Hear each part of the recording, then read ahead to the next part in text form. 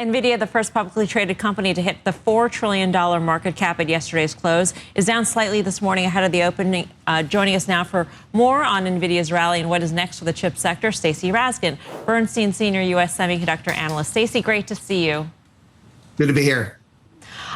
He made the trip to President Trump ahead of his trip to Asia to meet with Chinese officials. I'm wondering, how do you read that? Do you think he's still pressing his case for access to China, which they're effectively shut out of? I mean, I'm sure he's pressing his case. I think he has to, and they are shut out. And this is the negative and the positive. The negative, it is costing them many billions of dollars in lost opportunities. I think he said something like it could be $50 billion. And frankly, it's probably more like over the long term if the market is as big as we think it is.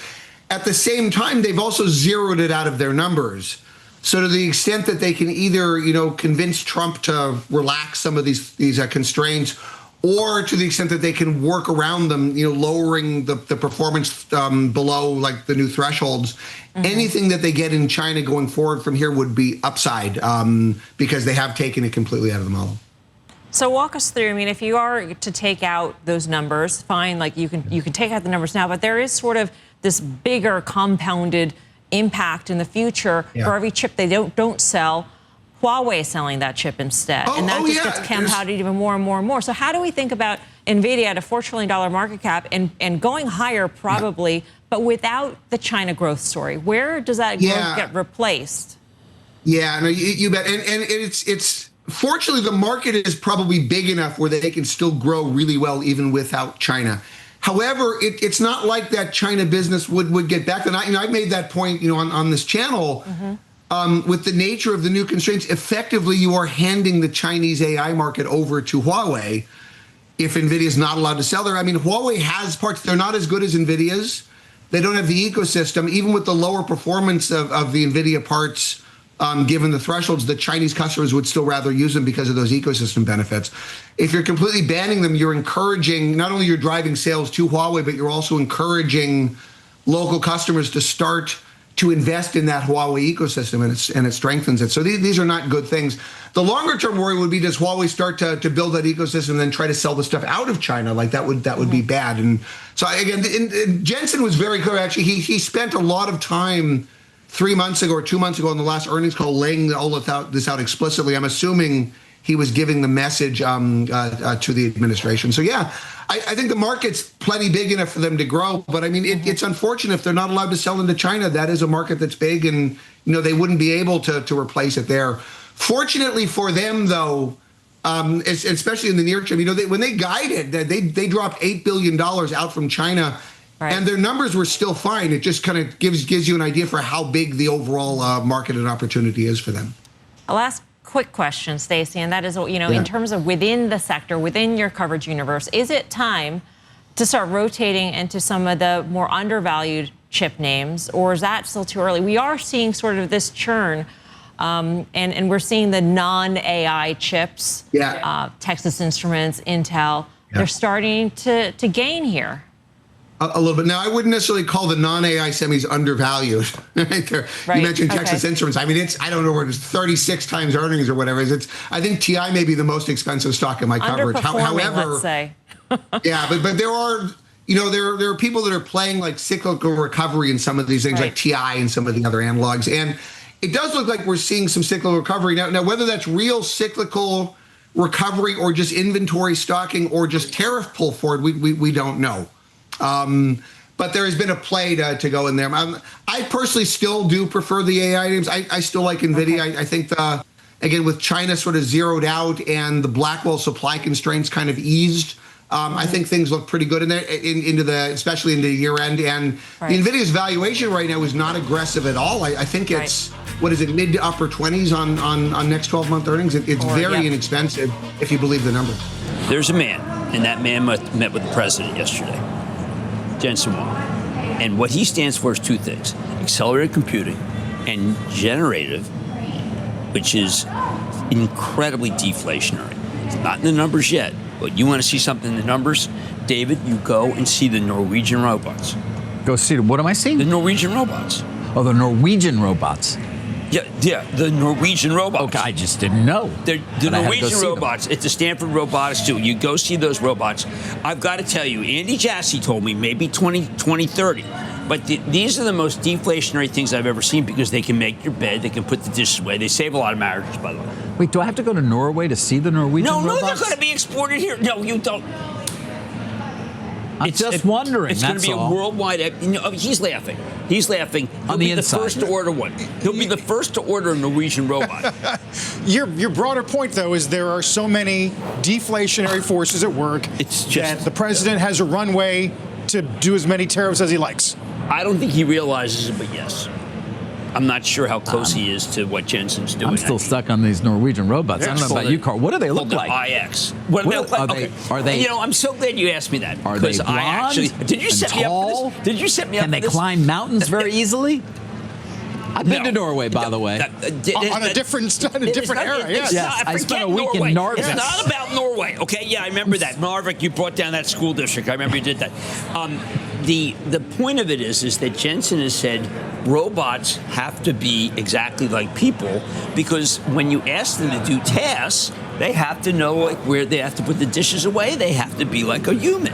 So the robots that I saw even have human faces. They're very scary, very Rod Serling. Oh. But I've got to tell you, we're all going to have one.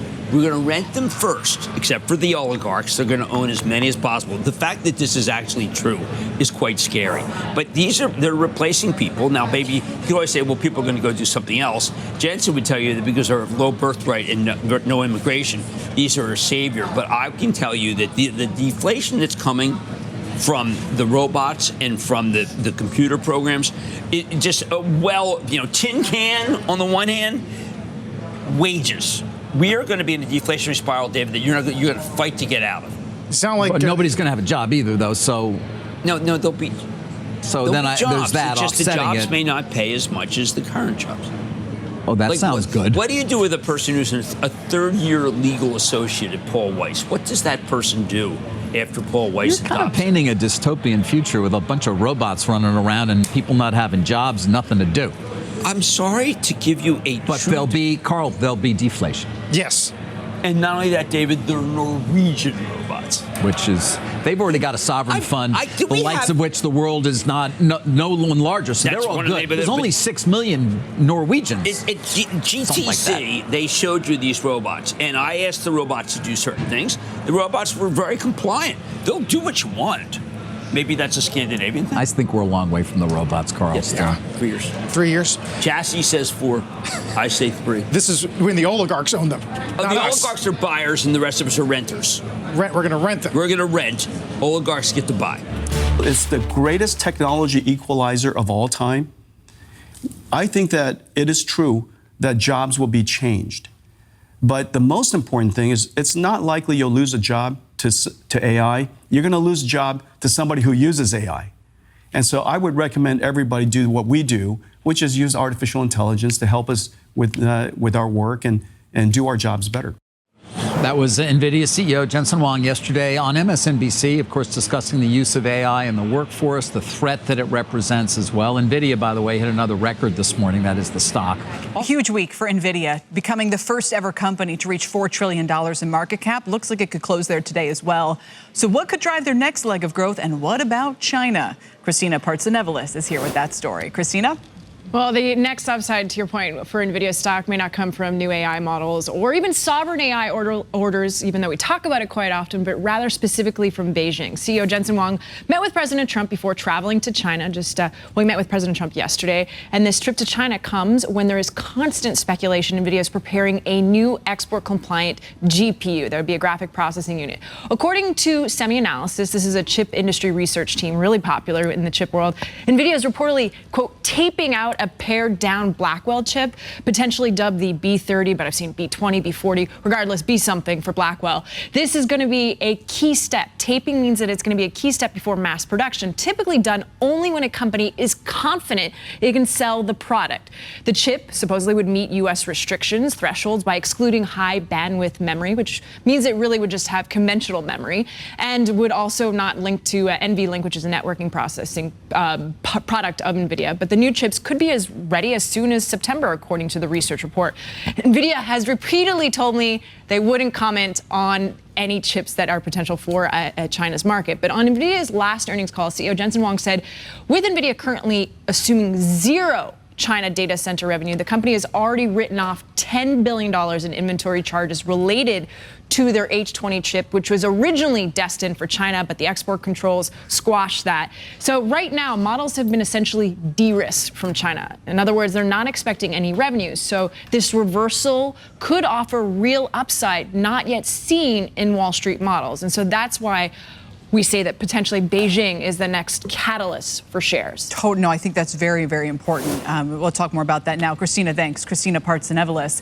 So how did Jensen Huang and NVIDIA get to where they are now, and what will it take to keep the momentum going? Let's bring in Tae Kim, senior technology writer at Barron's and author of The NVIDIA Way, a history of the company's unexpected rise to the top of the tech world. And Tae, it's great to have you back. Let's just set the scene here. A lot of people now asking, like, come on with this guy, this company. You know, also because Bitcoin's at an all-time high this week, they feel like they're related, and NVIDIA is also a froth play. And you really detail in your book the agonizing journey that Huang has had as CEO. I mean, a horrendous first decade as CEO of.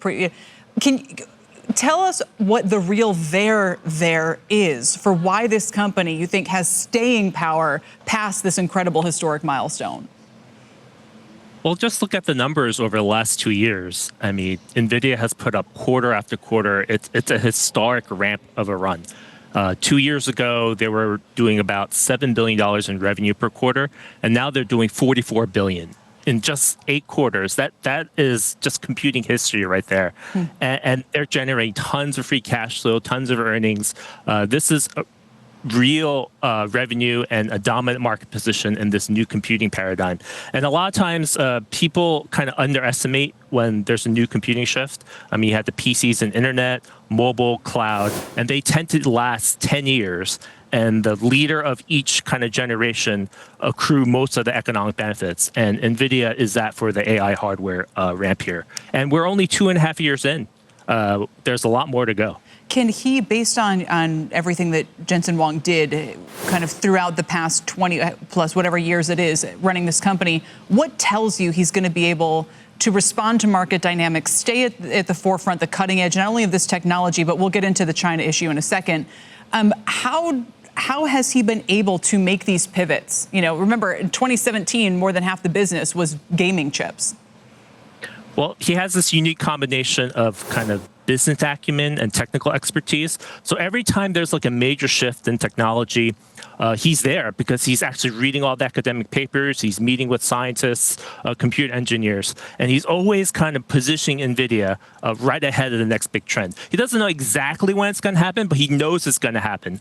And you know, when ChatGPT came out in late 2022, they literally came out with the transformer engine inside the Hopper GPU a month before ChatGPT came out. So he's always there kind of positioning NVIDIA with the right technology at the right time before it happens. And he's done it time and time again. And right now, they have Blackwell, which has 50 times the inference performance of the previous Hopper GPU.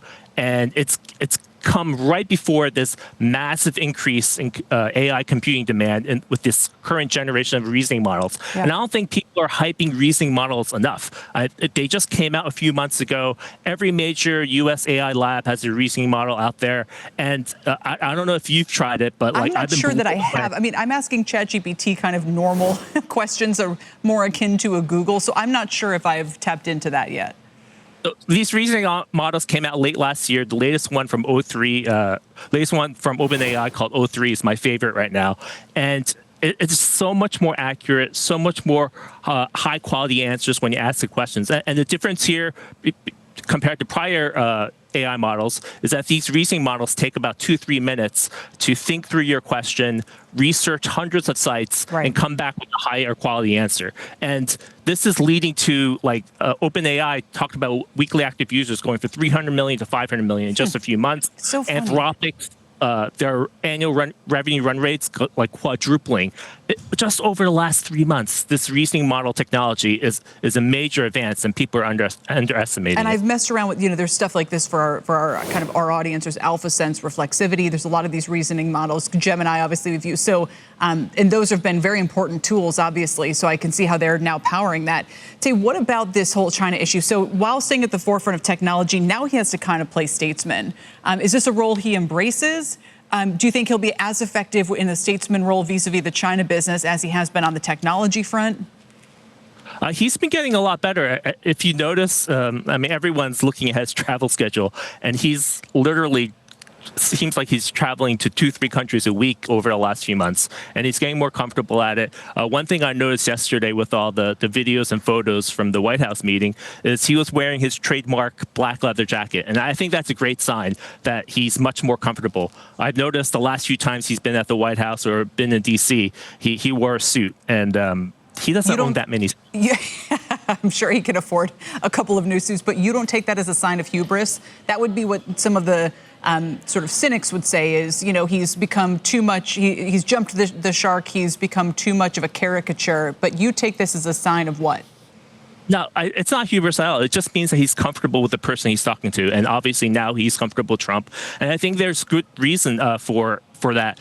Over the next year, 12 to 15 months, NVIDIA has committed to manufacture $500 billion of AI supercomputers in the United States. And this is a key advantage for NVIDIA compared to every other technology company. Apple, an iPhone costs $700 to $800. There's a lot of labor intensity. Dozens of screws need to be installed by hand. These AI supercomputers that NVIDIA is making right now, a lot of it is already automated through robots. There's literally more than 1 million components and parts in these AI servers.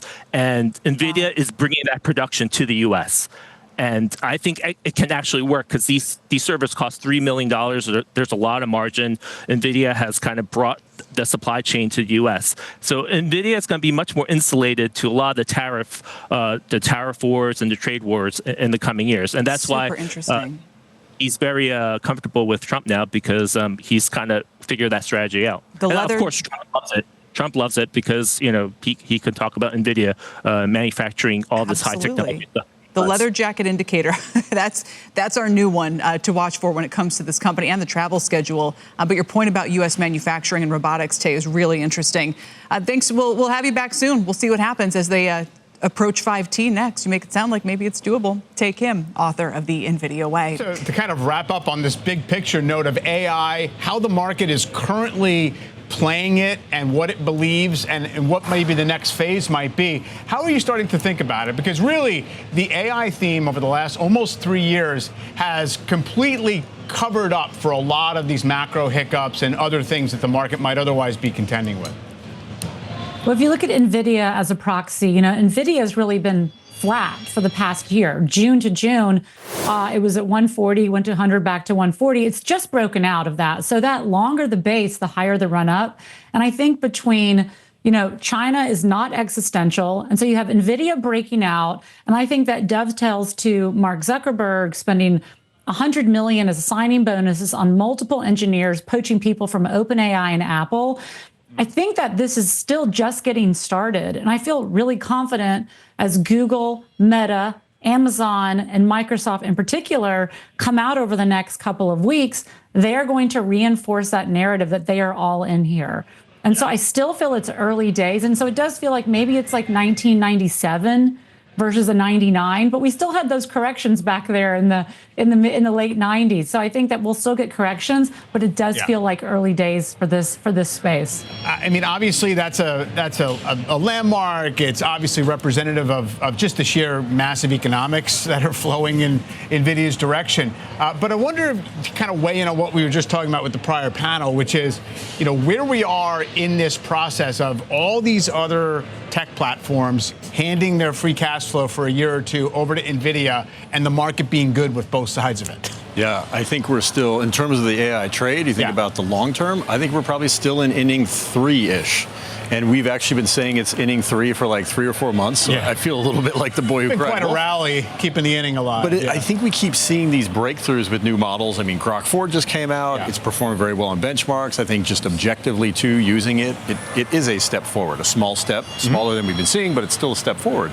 And so I think the market is seeing, on one hand, NVIDIA is powering the brains. Every brain that will be artificially intelligent over the next 5 years will probably be powered by NVIDIA. And on the other hand, the companies that are building these brains, I think they stand to have large cash flow in the future, even though right now they're very much in investment mode. How much should people concern themselves with which model might win? What's going to be the structure of this business once we finally get to some further state of maturity? The way that we used to think about it was there were sort of 4 real players to win this model war. There's OpenAI, obviously. There's Grok, Meta, and Google. Right? So I think at this point it feels like Meta is a little bit in desperation mode. I mean, Mark Zuckerberg has been out buying a lot of really high-end talent. I think they've thrown out the playbook and they're just reinventing what they're doing. So they're not out of the race, but they're certainly at the bottom of the list now. The other 3, I think, are tightly clustered together. And what's interesting amongst those 3, actually, is Google is the one everybody is sort of assuming will lose. I mean, look at the stock price. It trades at the lowest multiple of all the Mag 7 companies. And so I think the consensus is search is dead. Google's not going to figure out AI. And so don't own the stock. At Intelligent Alpha, our models actually like Google. So it's one of our top 10 holdings in our Livermore ETF. We also own it in our long-short hedge fund. And so I think Google is the one that is actually sort of interesting to look at here. And even look at it today, it's up with the market kind of sideways. Maybe the narrative is beginning to shift there. On the other side, though, the moves that we're seeing out of names like NVIDIA, those are long duration trades typically. These are the growth names, as Bonawyn was pointing out. You know, you're going to start seeing people bid for this as long as we get decent growth numbers. And Bonawyn, I want to ask you about NVIDIA and obviously coming back into this $4 trillion mark. It's impressive to say. Does it mean anything? Does it sort of spark new momentum going forward? It's scary to say, right? If I'm being frank, $4 trillion. I mean, particularly considering you look at the other Mag 7 names, like this is head and shoulders above. I try to put that in context, though. So I think in the old guard, I would say $4 trillion. Perhaps you're looking to take profits here just because of the run-up and the overall valuation. But I think when you put it under the lens of, listen, AI is opening up and unlocking a completely different market. I think when you put it under that lens, I think it's slightly less intimidating. I think under the hood, though, the move that we've seen is indicative on AI once again kind of leading us to new highs. And to the other, my other panelists, brothers, BFFs. You know what? Let's do brothers. Yeah, I like that. I'd rather be a brother than a panelist. I like that too. Well, so much better. To my other with brothers, the name Tim. My other brothers. It's okay. To their point, this AI reinvestment is really what's led us higher. And if you talk about what you're willing to pay for at already stretched valuations, you want to make sure there's a growthy aspect there if across the board you're already paying a premium multiple. Yeah, big week for NVIDIA. Also, Jensen Huang, of course, going to the White House wearing his signature jacket. Someone said, hey, I think that suggests he's more comfortable. It's kind of warm with to be President wearing Trump. leather this time of year. It is, isn't it? I'm not, but I guess some people are into that. If you're Jensen, sweaty, a little swarmy, but if you're Jensen Huang, you do what you want. You do you, man. All right, I hope you're all doing great today. NVIDIA reached a new all-time high today and finished the day 0.5% higher. I continue to be bullish on the long-term future of this company, and I seriously think we will see multiple trillions more added to NVIDIA's market cap over the next 5 years. I'm not just bullish because the price is going up. I'm sure many of you remember I was bullish even as the stock was moving lower below $100 back in April. I'm not simply bullish because of the price action. Instead, I'm very bullish on the long-term future of NVIDIA because of the underlying fundamentals of the business, both financial and technological. Yesterday, Jensen was seen visiting the White House ahead of his trip to China. Also today, we got news that 2 U.S. senators sent a letter to Jensen Huang warning him to refrain from meeting with any entities that are on the U.S. restricted export list. An NVIDIA spokesperson said that America wins when its technology sets the global standard and that AI software should run best on the U.S. technology stack, encouraging nations worldwide to choose America. As a reminder, China is home to half of the world's AI developers. And wherever the developers go, those are the platforms that succeed. We've seen this with Microsoft, with Apple, and now with NVIDIA. Earlier this week, the financial Financial Times reported that NVIDIA is planning to launch a new China chip compliant with export controls as soon as this September. Remember that NVIDIA removed all China revenue from their forecasts. And so, if we get news of NVIDIA re-entering the Chinese market, that would mean many billions of dollars in revenue that analysts are not currently factoring into their estimates. If that is the case, then I would expect NVIDIA stock to trade notably higher on any announcement of NVIDIA resuming sales to Chinese companies. I do have a slight concern, though, if NVIDIA were to announce a new chip for China, and that is the potential for the administration to implement another export control on the new chip after NVIDIA already spent money to develop and produce the chip. That would not be ideal. Hopefully that will not happen, but it is a genuine concern that I have. Regardless of what happens with China market access, NVIDIA is still growing because demand is so strong. Additionally, the sovereign AI deals that NVIDIA announced in the Middle East and Europe can help offset what NVIDIA is missing out on in China. Jensen told us at GTC Paris that 20 sovereign AI factories are being planned in Europe, with many other AI factories being planned by European companies. Jensen believes Europe's computing capacity will 10x in just 2 years. I also really like the setup for NVIDIA as we move through the second half of this year. Blackwell Ultra has launched, with CoreWeave announcing the first deployment of NVIDIA's Blackwell Ultra GB300 system last Thursday. Blackwell Ultra should ramp much faster than Blackwell did, and we are much less likely to see delays in Blackwell Ultra's production ramp, as it is essentially just an upgrade of the chips and other internal components within the Blackwell system, and not a complete system overhaul like Blackwell was. And of course, next year in 2026, we have the expected launch of Vera Rubin. The Vera CPU will be NVIDIA's first custom CPU built to work in lockstep with the GPU. And while the Rubin GPU will be better than the Blackwell GPU, something that many people may not be aware of is that there will be 8 times as many Rubin GPUs in a single rack than there are Blackwell GPUs in the current systems. Yes, instead of 72 GPUs like Blackwell, a single rack will contain 576 Rubin GPUs. Keep that in mind the next time you hear someone who's worried about NVIDIA's competitive moat being breached in the near future. Speaking of NVIDIA's competitive moat, it stretches across the entire stack, both hardware and software, as NVIDIA drives efficiencies at each part of the system. By taking a total system approach, NVIDIA has been able to insulate themselves within a holistic ecosystem for the time being. Because of NVIDIA's total system approach, it really doesn't matter if another company develops a faster chip than NVIDIA's, as the chip is just one part of the system, and NVIDIA sells the entire system. Don't get me wrong, I continue to be positive on other companies like AMD and Broadcom, as I think there's plenty of room for them to succeed along with NVIDIA. But make no mistake, NVIDIA is the dominant AI infrastructure company, and their competitive moat remains intact. NVIDIA's CUDA platform is such a massive advantage for NVIDIA. CUDA is widely recognized and the go-to choice for many, many developers. CUDA provides developers with the assurance that what they build will run efficiently. We are in an AI race, and companies do not want to risk building on another platform, as they're trying to develop the best models and applications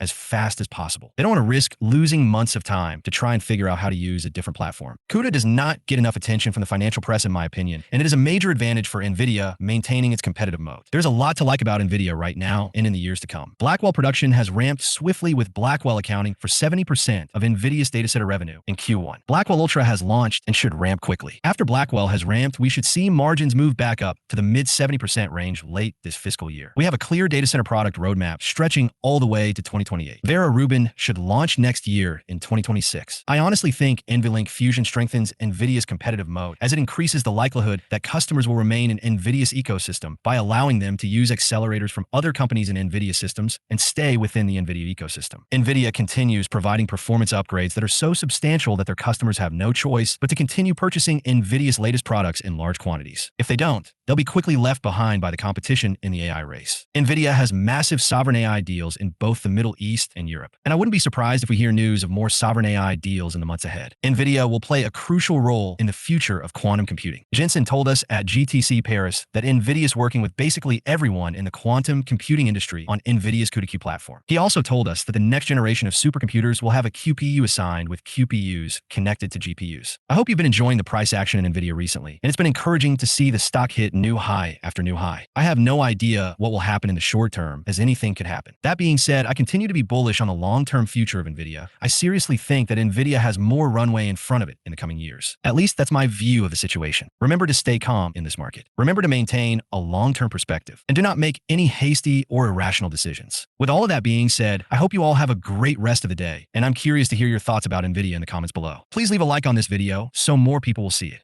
And while you're down there, please consider subscribing. It's free, and you can always change your mind. Thanks for watching, and hopefully I'll see you in the next video.